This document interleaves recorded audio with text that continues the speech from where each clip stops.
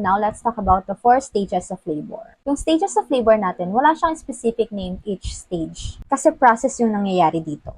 First stage natin, it starts with initiation of true labor contractions to full dilatation. Nabanggit ko ang true labor nung dinifferentiate natin yung false versus true labor. And nandito rin siya sa YouTube channel ko if you want to watch that. A link should be popping up here for you to watch. At ang mnemonics natin ay LAT. Latent stage, active stage, and transition stage.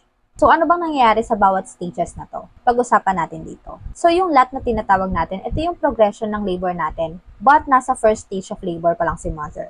At 3 bagay yung pinag-uusapan natin dito, yung contraction, duration, and frequency.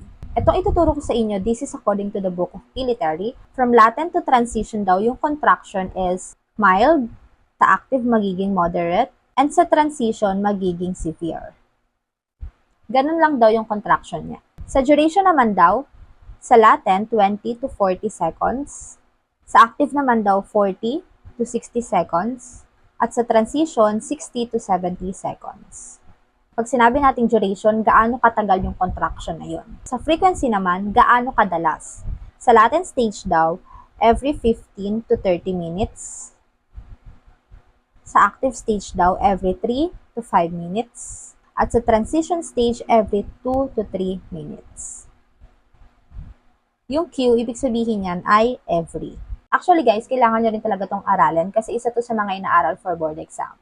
Sa contraction, di ka na mahihirapan kasi madali lang siya. Mild, moderate, severe. Sa duration, tignan mo lang yung pattern. 20, 40, 40, 60, 60, 70. Sa latent to active, 20 seconds yung interval niya. Then sa transition, magiging 10 seconds. When it comes to frequency, I think kailangan mo lang talaga siya kabisaduhin kasi wala siyang masyadong pattern na pwede nating magamit as mnemonics. Remember guys, sa transition phase, papunta na to sa second stage of labor natin, which is from full dilatation to delivery of baby.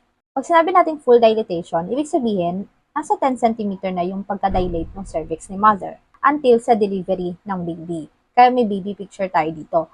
Tatandaan nyo kapag na-encounter nyo yung second stage of labor, isipin nyo agad si baby. Kasi ang highlight nito is kapag na-deliver na si baby. Next naman, sa third stage of labor, si placenta naman yung iisipin mo. Kasi ang third stage of labor natin, from delivery of baby or infant to the delivery of placenta. Again, ang highlight natin sa third stage of labor ay si placenta. And lastly, for the fourth stage of labor, ito daw yung first 1 to 4 hours after birth. Ibig sabihin, nanganak na si mother, na ilabas na niya si baby at yung placenta. Tandaan nyo guys, ang priority natin dito ay close maternal observation and monitoring. Kasi dito natin tinitignan kung may mga mangyayaring komplikasyon, katulad ng hemorrhage or bleeding na tinatawag. So that's the 4 stages of labor in a nutshell. I hope you find this video helpful. If you do, please don't forget to subscribe. If you have any questions, comments, suggestions, just drop it in the comment section below.